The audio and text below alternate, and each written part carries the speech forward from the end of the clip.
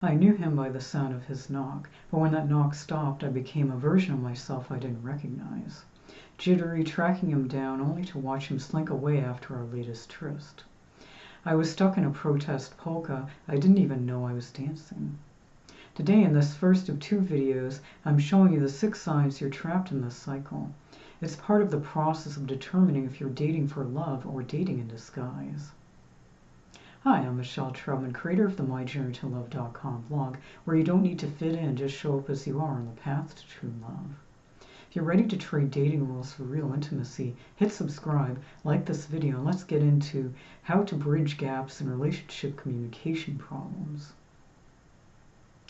What I learned about that relationship was that I wasn't necessarily bad at communication.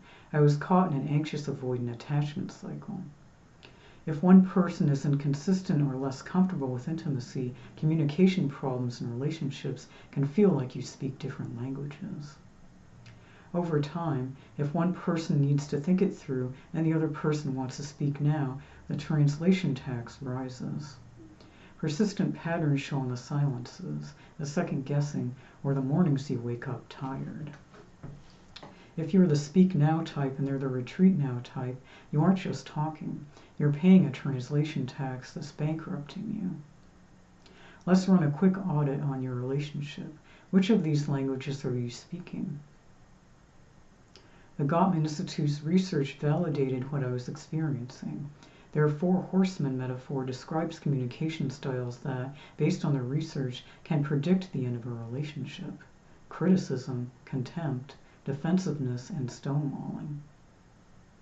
4 primary communication styles are assertive, aggressive, passive, and passive-aggressive.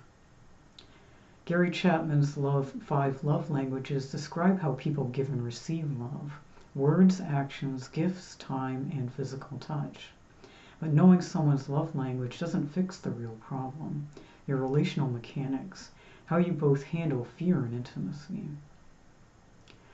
A direct communicator states their needs openly, while an indirect one hints at them through their actions, clues that leave their partner to decode the meaning behind them.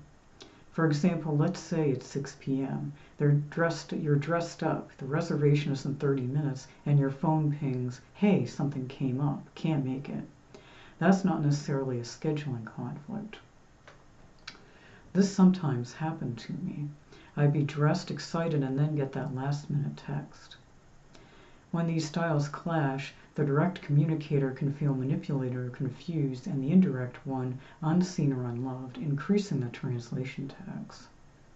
The demand-withdraw pattern is a cycle in which a partner steps forward to relieve anxiety, demand, and the other retreats to retain their emotional safety, which can cause communication breakdown. If you're feeling a knot in your stomach right now because you recognize these signs, take a breath. Knowing the mechanic is the first step in fixing the machine. Dr. Louis H. Primavera and Dr. Rob Pascal note that different communication styles are not by themselves deal breakers. What matters more is whether partners can understand each other and adjust when needed. More negative, rigid communication patterns are the bigger risk, while couples who adapt and problem solve tend to do better. The common thinking is that every communication problem in relationships can be solved if you just talk more. Sometimes taking a time out can be more helpful in smoothing over hard feelings. Different attachment styles in relationships serve as an unconscious blueprint for our romantic partnerships. Attachment styles explain cycles of behavior. Adults show patterns of attachment in their romantic partnerships similar to those of children with their parents. Children raised by caregivers who didn't show them love consistently can develop an insecure attachment style: anxious, avoidant, or disorganized. As one study found, attachment insecurity affects relationship satisfaction.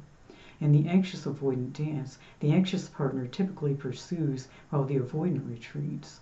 When the anxious partner holds back or threatens to leave, the avoidant may re-engage, restarting the cycle.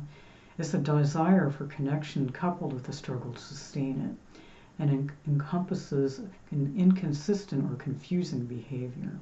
Dr. Sue Johnson, creative or emotionally focused therapy, frames the anxious avoidance as the protest polka, a core demon dialogue couples get stuck in. EFT notes that a pursuer's behavior stems from deep-seated fears and insecurities, which were reflected when I got in touch with him. 6 signs of the anxious-avoidant dance. 1. Hot and cold behavior. Ignoring texts, emails, or calls, disappearing and often returning when there's space. In my experience, he disappeared for days, and when he came back, it was like nothing happened. 2. Distance. Shutting down during or after arguments. The silent treatment. Struggling with emotional openness and vulnerability. 3. Surface-level connection. A dislike of sharing personal information or regret over disclosure afterward, also known as post-disclosure retreat or the vulnerability hangover. Preferences to send images or memes to spark a reaction rather than talk. If your deep conversation is being met with a SpongeBob meme, you're not just having a tech glitch. They're experiencing a vulnerability hangover. 4. Commitment issues. They say they're not looking for something serious or don't know what they want. The relationship might not progress unless the other person forces it, which I attempted to many times in asking about the status of our relationship. 5. Control of access. They frequently emphasize their need for self-time, space, or independence. 6. Inconsistent follow-through.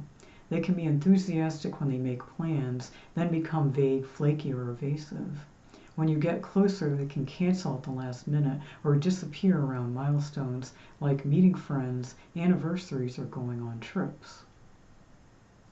38% of Americans surveyed say they have a secure attachment style. YouGov also found that people with a disorganized attachment style were less likely to be in a romantic relationship than those with secure, anxious, or avoidant styles. You might also be dealing with family conditioning, your parents' conflict style, or different ways of processing. One person needs to think it through and the other needs to talk it out. In the next video, I'm showing how to break this cycle because it doesn't have to be this way.